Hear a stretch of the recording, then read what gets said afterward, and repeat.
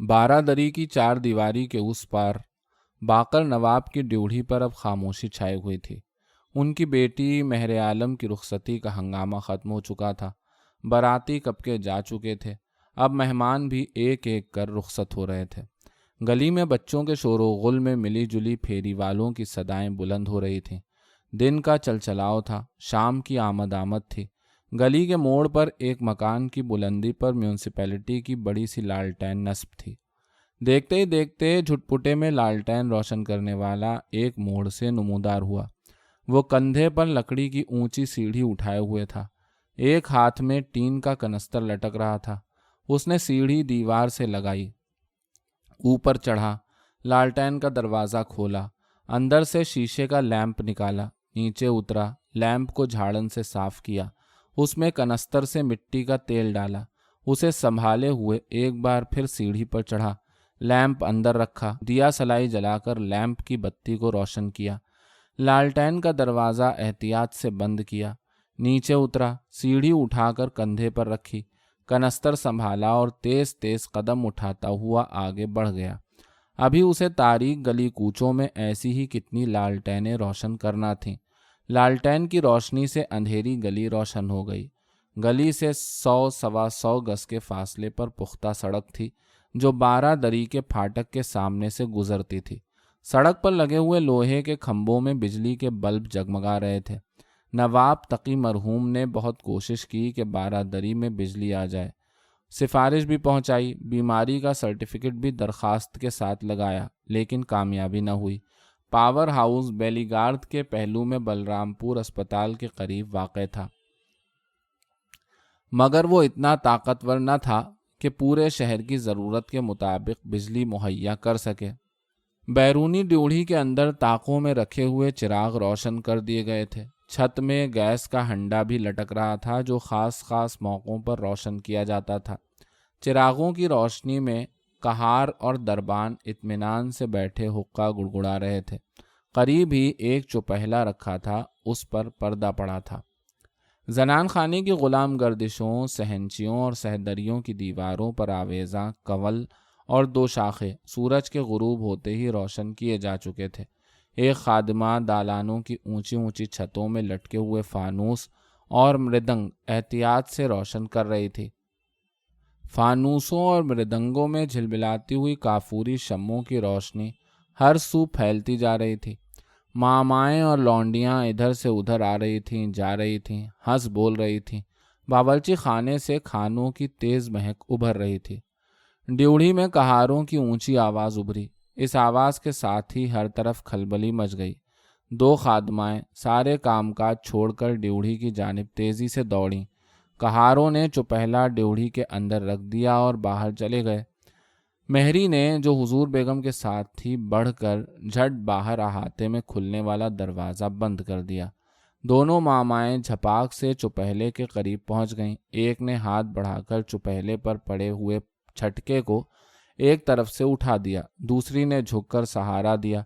हुजूर बेगम ने उसके कंधे पर हाथ रखा और चौपहले से उतरकर बाहर आ गईं। वो हर जुमेरात की सहपहर को अपनी बग्घी में सवार होकर पहले मलका ज़मानी की करबला जाती, फिर वहाँ से दरगाह हज़रत अब्बास अलमदार पहुँचती। चिराग जले वापस आती तो बग्घी फाटक के अंदर ड्योढ़ी में ठहर जाती। आगे बागीचा था।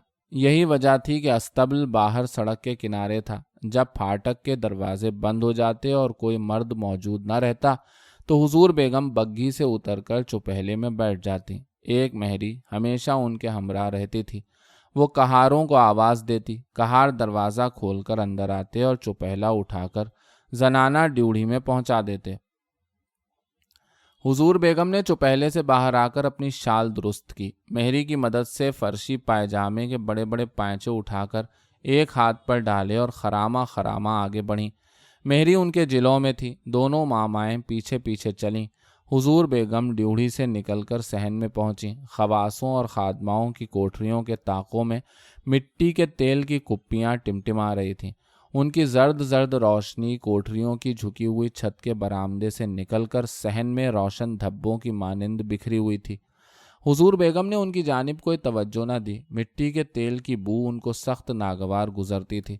اس قدر نازک مزاج اور حساس تھیں کہ مٹی کے تیل کی بو ناک میں پہنچتے ہی چھینکیں آنا شروع ہو جاتی، کبھی کبھی تو زکام بھی ہو جاتا۔ چنانچہ مٹی کے تیل سے جلنے والے خوبصورت اور عمدہ لیمپ موجود ہونے کے باوجود کبھی ان کے استعمال میں نہ آئے۔ وہ صرف دیوان خانے میں استعمال ہوتے تھے، اور وہ بھی اس وقت جب نواب تقی حیات تھے۔ اب تو دیوان خانہ عرصے سے ویران پڑا تھا۔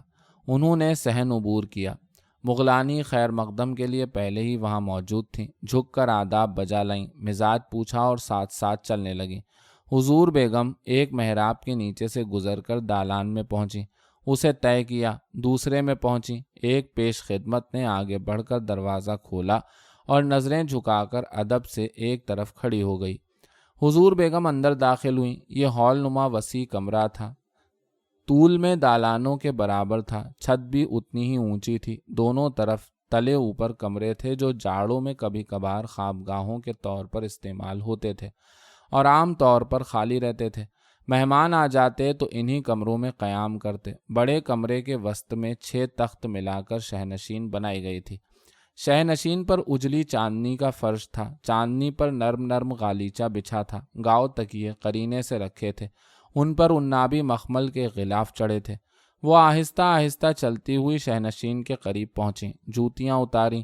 ایک پیش خدمت نے بڑھ کر سہارا دیا، اوپر پہنچیں اور گاؤ تکیے سے ٹیک لگا کر تھکی ہوئی سی مسند پر بیٹھ گئیں۔ مغلانی بھی ان کے ساتھ ہی بیٹھ گئیں۔ خادمہ پاندان اٹھا کر لائی اور مغلانی کے پاس رکھ دیا۔ انہوں نے پاندان کا ڈھکنا کھولا، صافی میں لپٹے ہوئے پانوں میں سے ایک پان نکالا اور اس پر کتھا چونا لگانے لگیں۔ مغلانی نے پان بنا کر پیش کیا۔ حضور بیگم نے اسے کلے میں دبایا۔ ایک خواص شہنشین کے ایک طرف سر جھکائے مؤدب کھڑی تھی۔ حضور بیگم نے اشارہ کیا، اس نے پیکدان اٹھا کر سامنے کیا۔ حضور بیگم نے پیک تھوکی، خواص کی طرف نظریں اٹھا کر دیکھا، حکم دیا، گل بدن باہر دروازے پر جا کر بیٹھو اور دیکھو کوئی بغیر بلائے یہاں نہ آئے۔ اس حکم کا واضح مطلب یہ تھا کہ وہ تخلیہ چاہتی تھیں۔ گل بدن فوراً مڑی اور دروازے کے باہر دہلیز سے لگ کر بیٹھ گئی۔ تخلیہ ہوا تو مغلانی نے بھی پہلو بدلا اور ہمتن گوش ہو گئیں۔ حضور بیگم نے کھنکھار کر گلا صاف کیا، آہستہ سے مغلانی کو مخاطب کیا، بی مغلانی، تم نے کچھ اور سنا؟ انہوں نے قدرے تأمل کیا۔ داروغہ میر نصیر پھر بے روزگار ہو گئے۔ وہ زیر لب مسکرائیں۔ اب حال ان کا یہ ہے کہ پھرتے ہیں میر خار، کوئی پوچھتا نہیں۔ مگر وہ تو نواب صفی کی سرکار میں ملازم تھے۔ مغلانی نے حیرت کا اظہار کیا۔ لو، تمہیں اب معلوم ہوا ہے؟ حضور بیگم کا لہجہ اس بار قدرے تیکھا تھا۔ نواب صاحب کی ادھر آنکھیں بند ہوئیں، ادھر میر نصیر نے ان کی ملازمت اختیار کی، جیسے وہ اسی دن کا انتظار کر رہا تھا۔ میں تو کہتی ہوں وہ پہلے ہی سے ان سے ملا ہوا تھا، مقدمے کے بارے میں ایک ایک اطلاع پہنچاتا تھا۔ نواب صاحب تو ہمیشہ کے بھولے تھے، آنکھیں بند کر کے ہر ایک پر اعتبار کر لیتے تھے۔ داروغہ نصیر نے گویا ان پر جادو کر دیا تھا، جو کہتا تھا وہی کرتے تھے۔ آپ کو یہ اطلاع کس نے دی کہ داروغہ نصیر اب نواب صفی کی سرکار میں نہیں رہے؟ مغلانی نے دریافت کیا۔ کسی اور نے نہیں، خود داروغہ میر نصیر کی بیوی نے مجھے بتایا۔ یہاں آنے کی تو اسے جرت نہیں ہوئی، کربلا پہنچی۔ حضور بیگم نے مطلع کیا، اسے اچھی طرح خبر ہے کہ میں ہر جمعرات کو کربلا جاتی ہوں۔ داروغہ نصیر کو نواب صفی کی سرکار سے علیحدہ کب کیا گیا؟ 2 مہینے سے اوپر ہو گئے، حضور بیگم نے مغلانی کو بتایا۔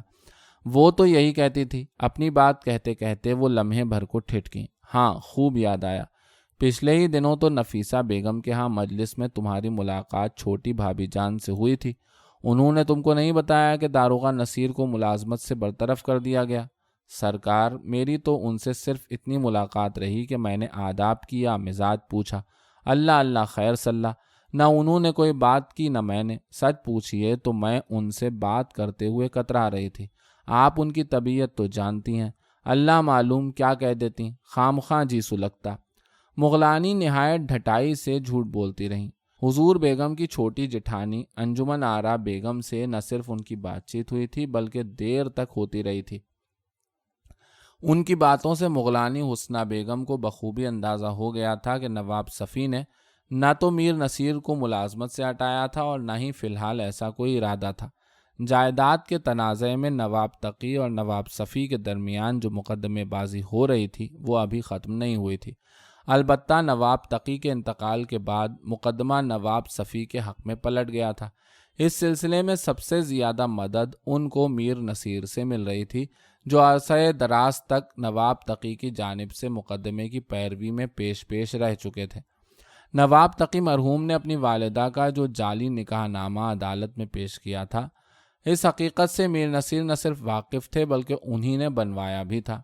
نواب صفی اپنے وکیل کے مشورے پر اب یہ چاہتے تھے کہ اصلی نکاح نامہ اور مقدمے کے سلسلے کی دوسری اہم دستاویزات جو حضور بیگم کی تحویل میں تھیں، کسی طرح ان کے قبضے میں آ جائیں، تاکہ ان کا مقدمہ نہ صرف اور مضبوط ہو جائے بلکہ 2-4 پیشیوں میں فیصلہ بھی ان کے حق میں ہو جائے۔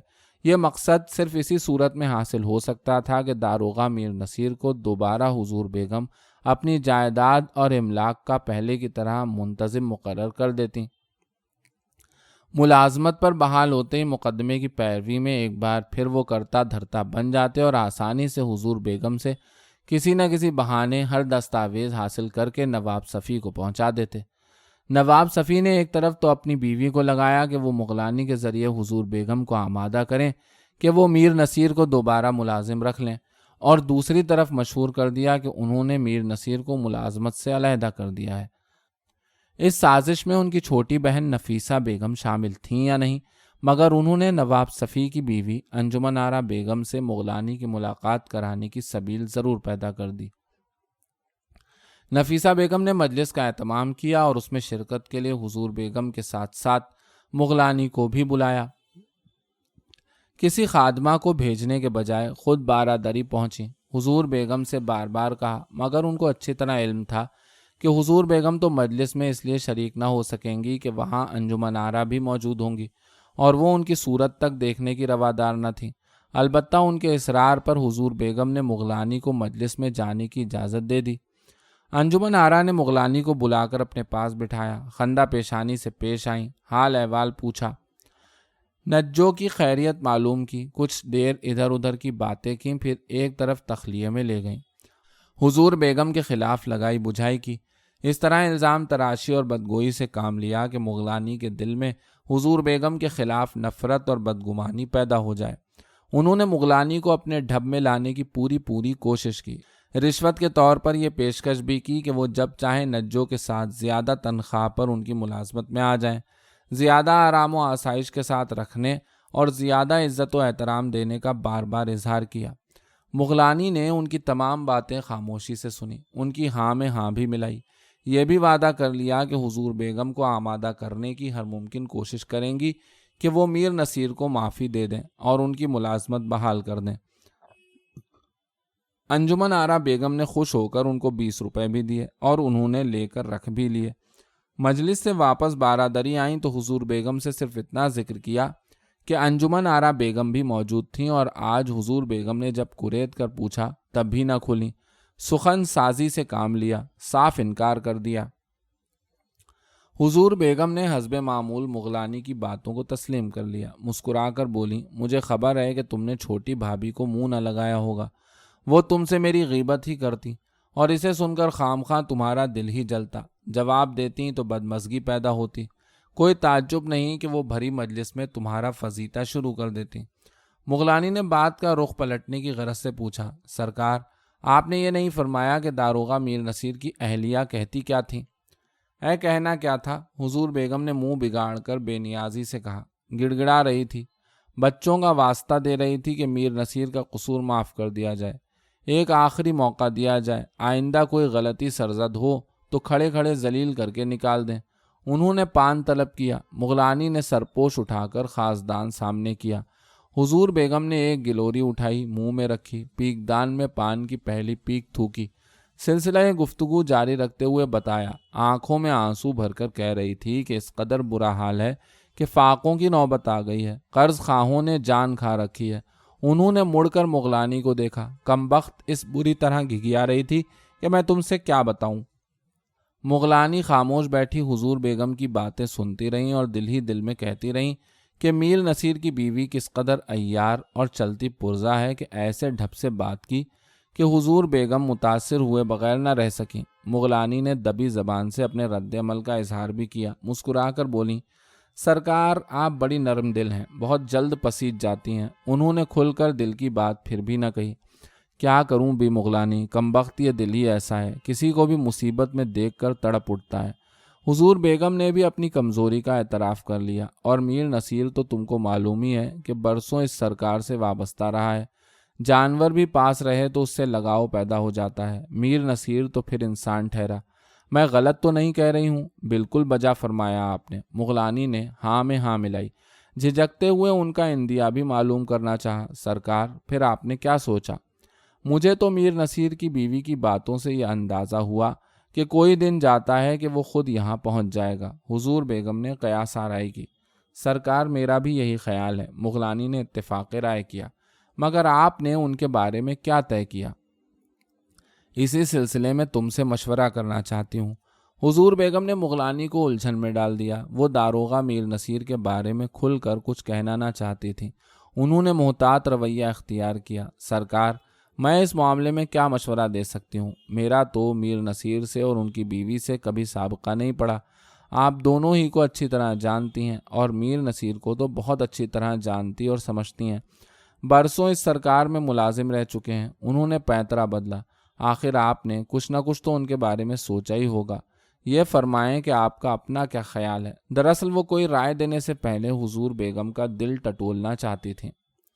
بات دراصل یہ ہے کہ اس کمبخت مقدمے بازی کے بارے میں مجھے تو کچھ پتا نہیں۔ نواب صاحب نے بھی کچھ نہیں بتایا، پوچھا بھی تو یہ کہہ کر ٹال دیا، ارے بھائی آپ کیوں ان جھمیلوں میں پڑنا چاہتی ہیں؟ خانہ داری کے مسائل کچھ کم ہیں۔ حضور بیگم نے اپنی الجھن بیان کی۔